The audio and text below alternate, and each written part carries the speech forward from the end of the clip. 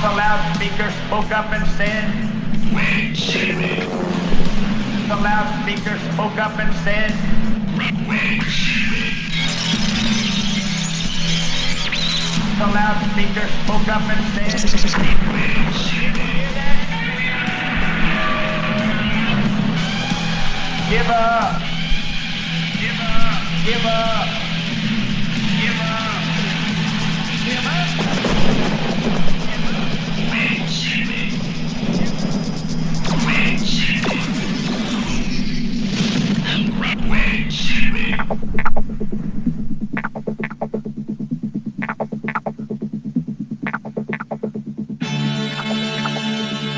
I'm Clyde Lewis,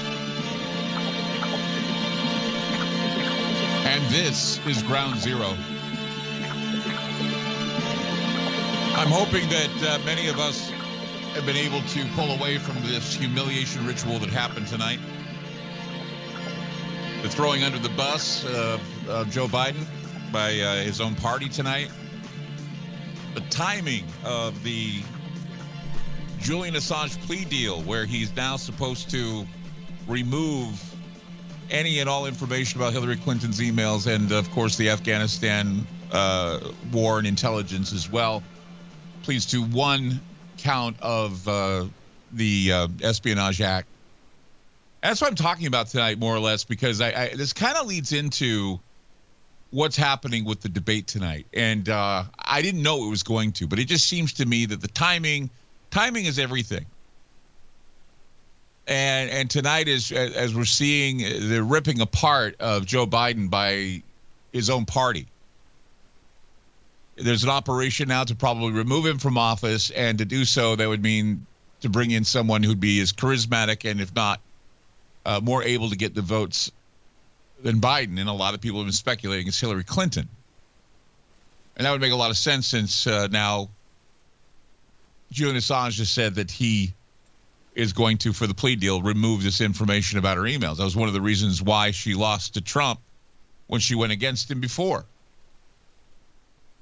You know, when are we going to learn that the empire gives and takes when it can, whenever they can profit from it?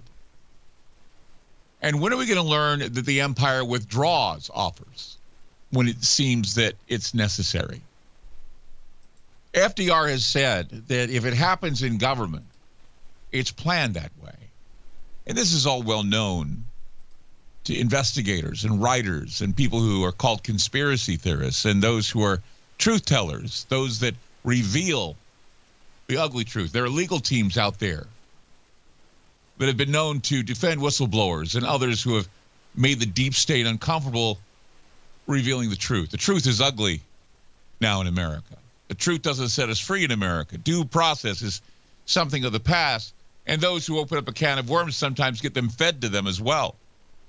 Some of those journalists, some of those whistleblowers are heroes, because they come forward and they bring the truth forward at the expense of perhaps their lives, sometimes their families' lives, sometimes their friends and their associates, even their own money and their own expense.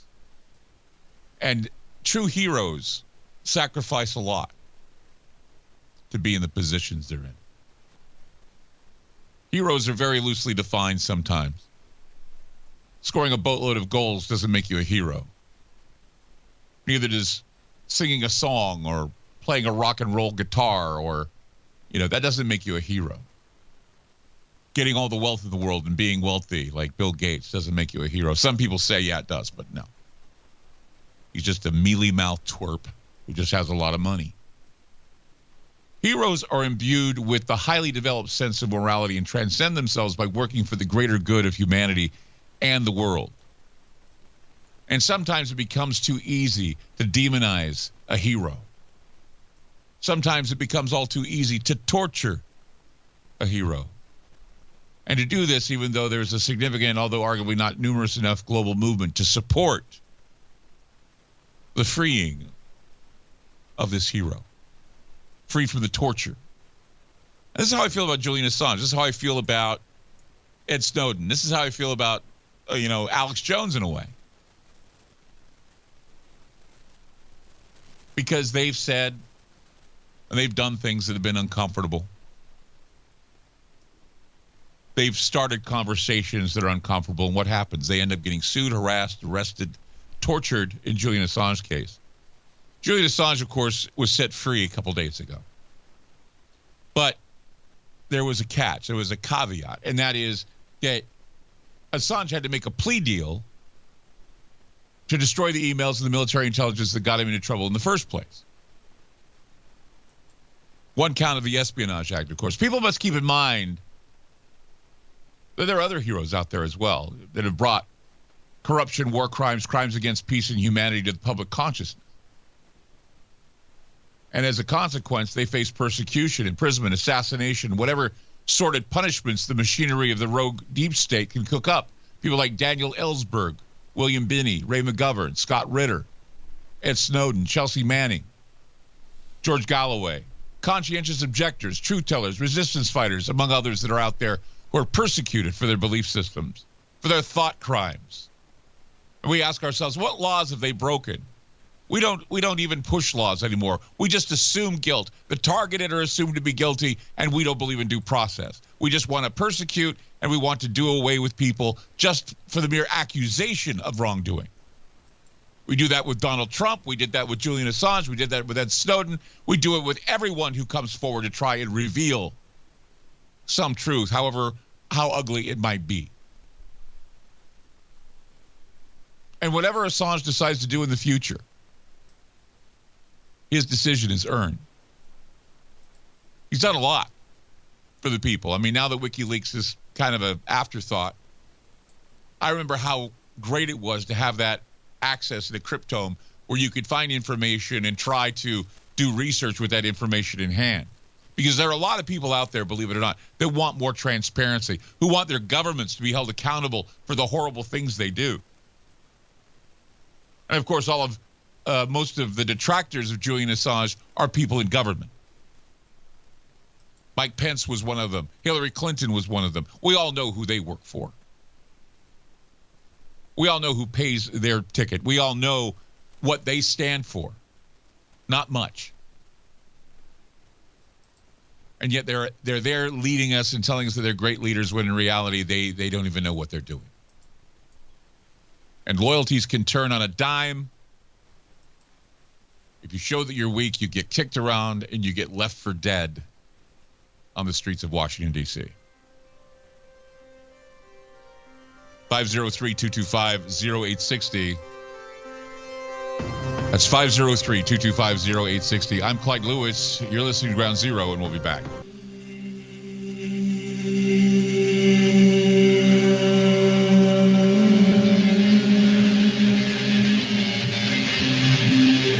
Tonight we bring in a special guest, one of the favorites of mine, singer-songwriter, comedian, filmmaker, an all-around good guy, Vinny Eastwood. Vinny Eastwood is a New Zealander with more reach in the United States and global truth movement than any other.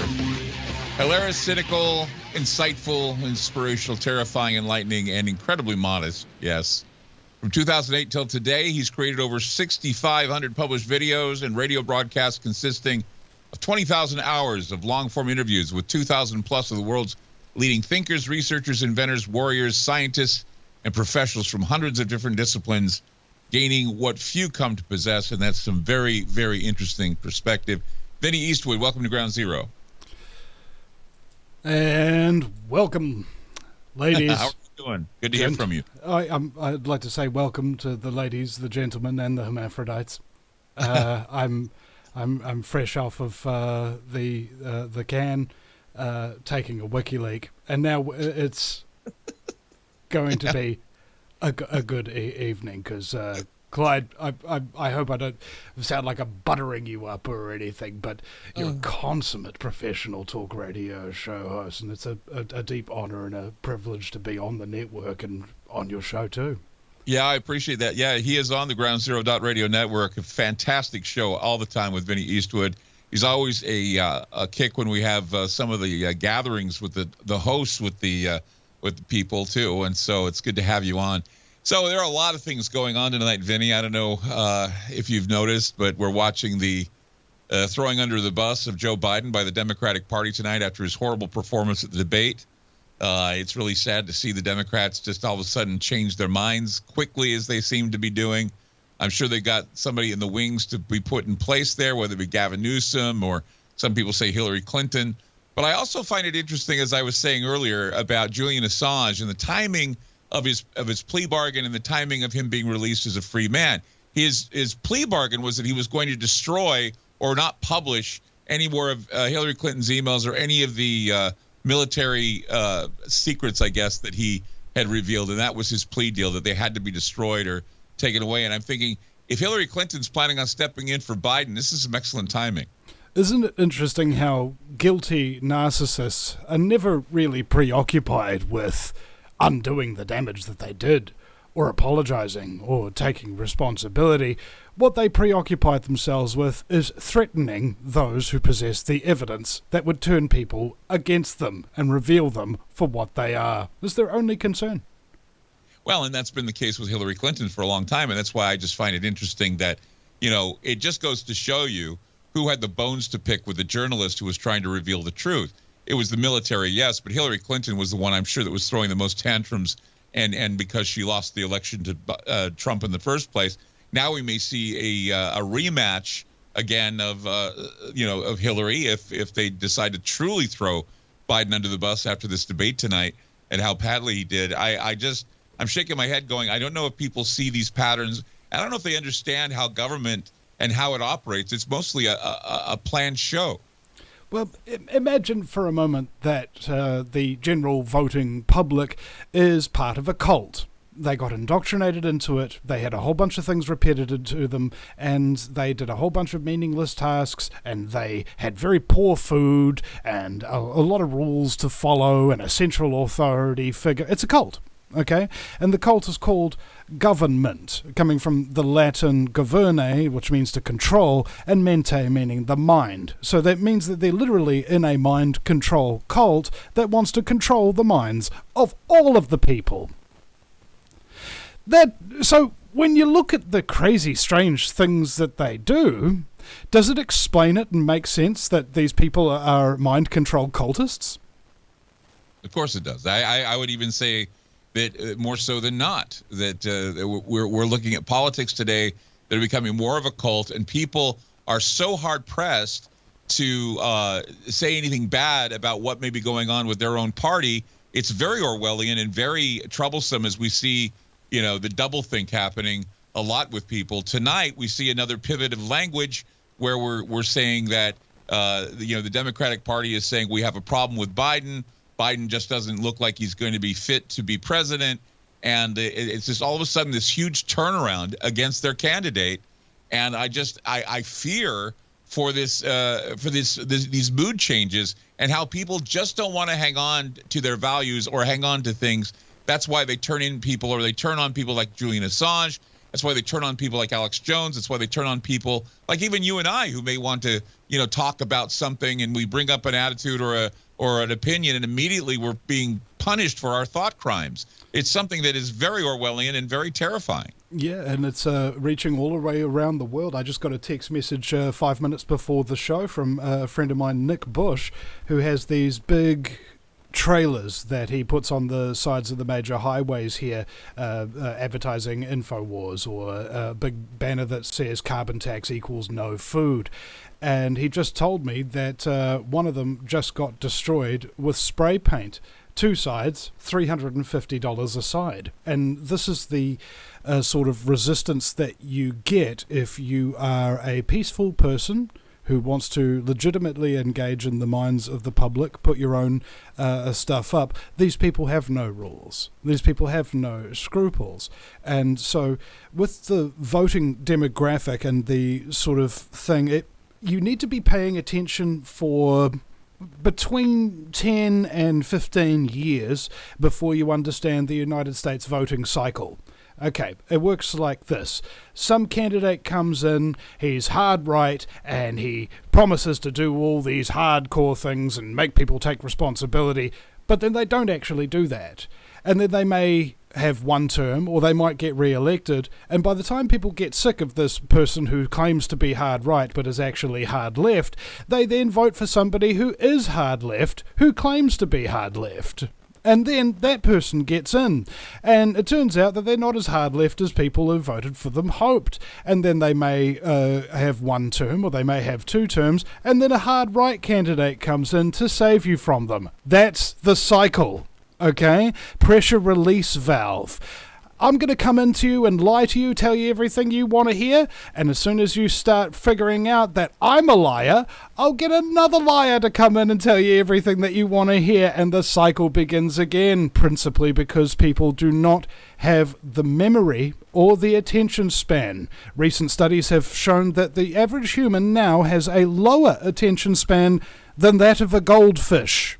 You would have better odds teaching a goldfish to memorize something important than you would the average teenager these days.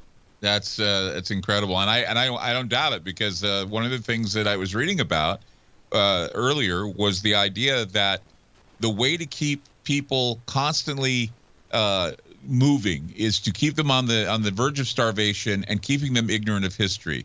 And it seems like that's what they're proposing now. They're trying to starve people.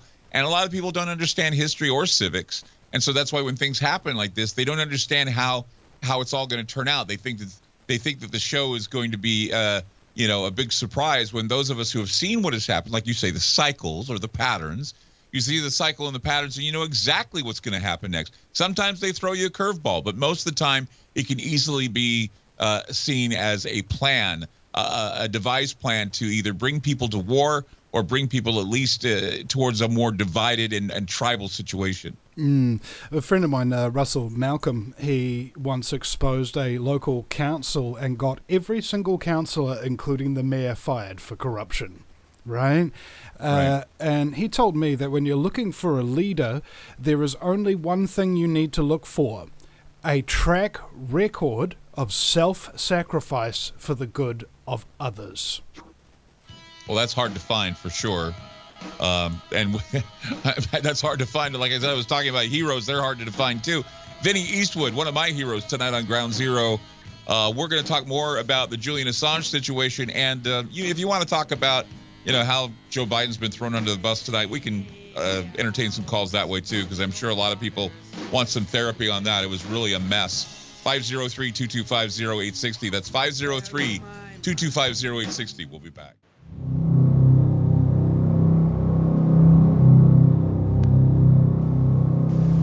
I'm glad I was caught. I was mentally deranged. Now I am cured. I ask only for you to accept my love of our leader. I ask only to be shot while my mind is still clean. His arrest this morning in London, quickly followed by an announcement from the US. Assange had been charged with conspiracy.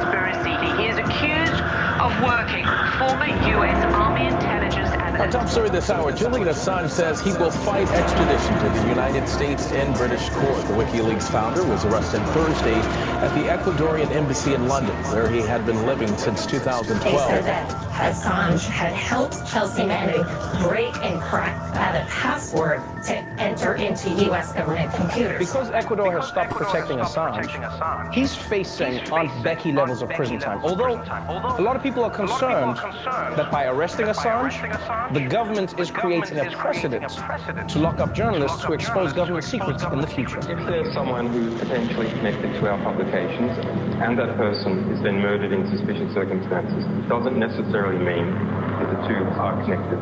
But it is a very serious matter of any...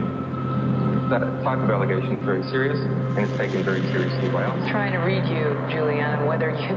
Yeah, I know you don't want to reveal your source, but it certainly sounds like you're suggesting a man who leaked information to WikiLeaks was then murdered. Secret out there, somebody's got it. They give it to WikiLeaks, and WikiLeaks puts it out. Julian Assange is perfectly okay. Then, a few months ago, outed the US DNC for how it treated Bernie Sanders. Julian Assange is perfectly okay. Perfectly, yeah. All right, thank you very much. Whenever you see surveillance, what you're seeing is always the iceberg. Vinny Eastwood with us tonight on Ground Zero. The numbers to call, 503-225-0860. That's 503-225-0860. Okay, so, Vinny, The whole idea of Julian Assange going free is a victory because we were all worried he'd be extradited to the United States and his health is bad. He's been tortured and all that. But a lot of people are also concerned, saying that the truth doesn't set you free anymore in America because he had to make a plea deal. What are your thoughts on that? Well, if you're in a society of lies, it might have been Copernicus or somebody who says that the more truth you tell, the more people will hate you for telling it because they're living a lie. And truth is offensive, right? It's the meaning of the word controversial is being confronted with a piece of information that's going to force you to make a choice. And a lot of people don't like getting forced into making choices. If you tell people what to do, they generally don't want to do it. And so when you're talking about freedom of the press, we need to basically stand up and say, no, you can't do that to this guy.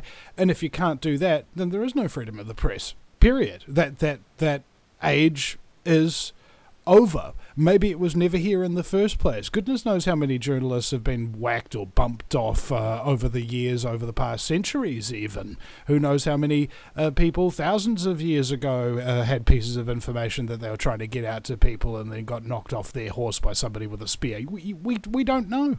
Because often the only person who would report them being assassinated for reporting the truth would be themselves. Yeah, especially when they say, hey, I'm not going to kill myself. It's like Danny Casolaro. Hey, I'm not going to kill myself. Or that whistleblower with Boeing. I'm not going to kill myself. And they end up dying. And they end up looking like they committed a suicide. These are things that have happened a lot of the time. I would say that, again, I guess it just depends on who feels threatened. And those who are threatened are going to be committing these crimes against journalists. And it's going to go on forever. Would you say, though, that I guess freedom of speech and freedom of the press is dead in America? I might say it's dead worldwide, theoretically. I mean, I've been arrested for protesting lockdown, spent 28 months in court, was banned from accessing the internet for 42 days in a row. Just a lot of persecution and things. You know, I had all my channels terminated. I had 65,000 subscribers. Let me ask you a question, Vinny, and I did this in the beginning of the show. What laws did you break? I stood within 2 meters of another person. That's a law that you broke? Yeah. And that's a real law? Yeah. Or was it just some mandate they gave? And it's like I was saying earlier, here in the United States, it wasn't a law that you couldn't stand within 2 meters of a person. They just suggested to stand 2 meters. Well, or 6 you guys have a different parliamentary system, right? You have allegedly checks and balances. Doesn't tend to help a whole lot, but sometimes it does.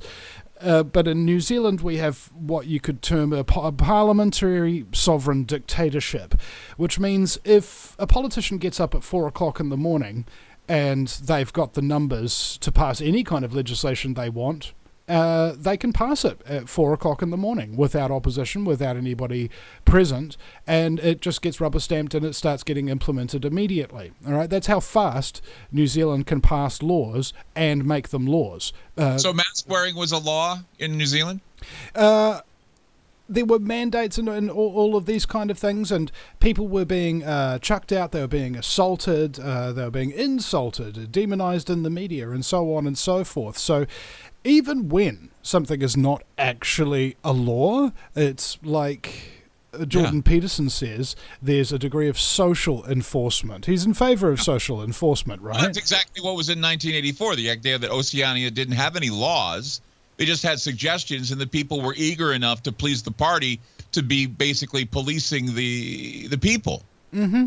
Because they've been brought up in a cult system where their cult, the government, is ostensibly God, much like money, one eye, one God. And because your God is a cult called government that wants to mind control you, because your God is money, which they make up out of thin air, it doesn't strike me that person who really believes in those particular institutions and doesn't actually really know anything about it is going to make a really good choice when it comes to following the suggestions that they may or may not give out. Well, people, if they're targeted, they're guilty in this country now. It's not about due process. It's not about a fair analysis in the court of public opinion, it's a hack job. It's like tonight, as they're throwing Joe Biden under the bus for a bad performance at the debate. It's like immediately a about face on Biden. I'm just shocked at how quickly they can eat their own if they don't do as they hope them to do. This is the subject of a film analysis that I saw done on Star Wars, where it talked about why this tyranny couldn't work. Because Darth Vader is so threatening, and if anybody messes up one little thing, he frickin' chokes them to death, right? Imagine that's your employer. You got to go to work every day, you got to get up, you got to have your coffee, and then you got to go to work all day for somebody who could just kill you if you make one mistake. What does that do to a person? And we have a look at, say, Xi Jinping in China, the current premier. It was looking at the analysis of his career and looking at how many original ideas he came up with, how many original initiatives that he came up with, how many times he stuck his head up and said the thing that needed to be said. 0. Right. 0 times. That's how you succeed in communism. Okay? Yeah. Keep your effing head down. Only once you have the power to force at gunpoint everybody to do what you want them to do, then you can come up with your own original ideas, then you can be creative, then you can dream up some initiatives, but not before then. If you do that, other people in the party will see you as a threat, and they won't support you, and they'll backstab you, and they'll say mean things about you, and they'll destroy your reputation, and you ain't ever getting in power then. Man, Vinny, thank you. It's such a refreshing thing to hear this, especially from someone who's had this experience himself, talking about how easily they turn on you, how easily they turn on Julian Assange, Alex Jones, you name it. There are a lot of people out there trying to get the truth out there that have been stepped on, have been kicked around, and we need to start protecting people who try to get the truth out there. Vote with your dollar. Vote with your support. Give everyone that you believed is giving you the truth the support they need now. Otherwise, they'll be under the jackboot, being stomped on forever, like Orwell had said. Vinny Eastwood with us tonight on Ground Zero. Your calls coming up. Don't go away.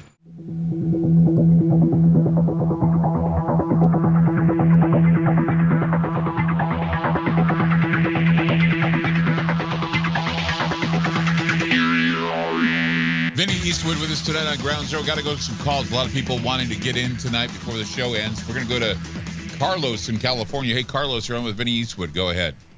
Good evening. Well, listen, how free is Snowden? I mean, Assange really going to be? He's going to Australia, which made great strides towards advancing the New World Order. Remember their stringent COVID-19 lockdowns, okay? Mm-hmm. But aside from that, I think he's a good man. He meant well. But I'm not really convinced by Snowden. I think he's an agent provocateur, a government asset. They made a movie about him, glamorizing him, and since when does the deep state glamorize their enemies? That just doesn't happen. Well, it depends on who produced the movie, There are a lot of operations that can be tied to the deep state. The government's not going to allow any producer to produce a movie that's contrary to their agenda. Sure they will. They just won't promote it, or they'll just badmouth it. Yeah, that's what happened to the Snowden movie. It didn't perform very well at the box office at all. In fact, what was it? One more point on this. The movie They Live was the #1 movie in America when it was released for 2 weeks running. The reason why it's now a cult classic and nobody's really heard about it is because every single theater in America pulled it off their screens after that 2 weeks. So yes, you can make movies, but yes, they won't allow you to have them be successful because it'll encourage you to do it again. Yeah, Carlos, I mean, take it from a guy who's made a movie. You have to pay money. You realize you have to pay money for the government to see your movie to give it a rating in order for it to be sold. You know that, right? Okay. Well, if they don't give it a rating, you have a hard time selling it because they won't put it on any shelves and they won't sell it in stores. You have to get a special a special request to sell things like that, because movies you have to run them by the government before they even end up in the mainstream. So if you can make an unrated movie and it can be ignored and it can be downplayed and it can even have bad critics. You look what the critics do to it on Rotten Tomatoes, and you see the other people that just say, well, this is a great movie. I mean, Kevin Costner's got a new movie coming out called Horizon, and the critics are killing it. But it's everything that everybody's requested to have in a movie, and it's because the government, the powers that be, and the critics don't want that movie to come out. Yeah, exactly. It's important to not get carte blanche when it comes to these things. But when it comes to, say, Assange or Snowden, yes, they've received a lot of publicity. Publicity because they've been demonized and destroyed and attacked and had to live in exile and so on and so forth as a warning. It's a chilling effect. That's precisely what they did to me and my friend Billy TK when they arrested us during the lockdown protest. A chilling effect. This is why these people are highly publicized, not so that you'll think of them as heroes and stuff like that, but to show all the other journalists what will happen if you try doing this. Yeah. That's what they do. I got another question real quick. Will this lead to harsh anti-whistleblower law, this crisis that's been created? What do you think, Vinny? I probably. All right, if anything comes into the public consciousness and the end result is a journalist has been exiled for what was it, like 20 years now or something like that, something ridiculous. Like, I remember first hearing about WikiLeaks back in the day when somebody's like, hey, Vinny, this is when it was real underground. There's a civilian intelligence agency, Vinny, it's called WikiLeaks. And I was like, oh my goodness. And that's why I don't go to the bathroom anymore. I take a WikiLeak. Thank you, Ben. Let's see. Let's go to Rick in Ottawa. Rick on Ground Zero. Go ahead. Oh, hi, Clyde, and hi, Mr. Eastman. Congratulations, by the way, on surviving the reign of the Wicked Witch of the Southern Hemisphere there, the lovely Jacinda. Thank you. Relatively sane, it seems. I'll start with a quote. It relates to Mr. Assange, and I'll tell you why. The quote is, something fundamental is going wrong in all regions of the world. The authorities are apparently increasingly viewing their own people as an enemy. The fellow who made that quote was a special reporter on torture, Nils Melzer, for the United Nations. Even a broken clock can be right. In June of 2021, in response to the German anti-lockdown protests when grandmothers and children were being beaten by the Robocops, and he was also commenting on, of course, similar things were going on in France and Australia, probably New Zealand at that time, and later on, Trudeau cracked down in Canada.